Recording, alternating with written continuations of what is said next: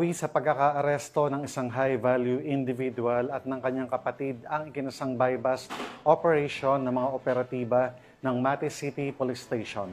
Katuwang ang Philippine Drug Enforcement Agency matapos masabat ang tinatayang 120,000 halaga ng hinihinalang marijuana sa Barangay Central, Mati City. Patuloy naman na pinag-igting ng kapulisan ang kanilang kampanya laban sa ipinagbabawal na gamot upang matuldukan ang operasyon ng mga sindikato at mapanatili ang kapayapaan at kaayusan sa lalawigan. Patrolwoman Reyna Rose Desipolo sa balita. Isang matagumpay na operasyon kontra iligal na droga ang sinagawa ng mga otoridad sa Butuasan, Barangay Dahican, Mati City noong Agosto 21 na nagresulta sa pagkakaaresto ng isang high-value individual at kaniyang kapatid. Nasamsam mula sa mga sospek ang tinatayang 1 kilo ng hinihinalang partial dried marijuana na may tinatayang halaga na mahigit 120,000 pesos sa merkado. Isang seryosong banta ng kalusugan at kapakanan ng komunidad kung ito ay naipakalat. Kinilalang mga sospek na si alias Boy, 32 anyos at alias Edwin, 36 anyos.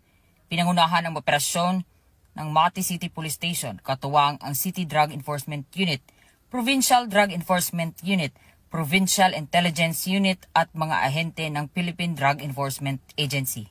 Isang undercover agent na bumili na hinihinalang marijuana mula kay Boy gamit ang markadong 200 pesos matapos ang palitan agad na dinakip ang mga sospek. Sa sinagawang body search at follow-up inspection, nakuha pa mula sa kanilang pag-iingat na isang bag, isang kahon at iba pang pakete na naglalaman ng hinihinalang marijuana, pati na rin ang isang lighter at pinaniniwala ang ginamit sa iligal na aktibidad. Ang mga sospek ay kasalukuyang nakakulong at nahaharap sa kasong paglabag sa Republic Act 9165 o ang Comprehensive Dangerous Drugs Act of 2002. Nagpahayag naman ng paalala ang mga otoridad na hindi sila titigil hanggat hindi nabubuwag ang mga grupong patuloy na nagpapakalat ng iligal na droga sa Mati at sa buong region.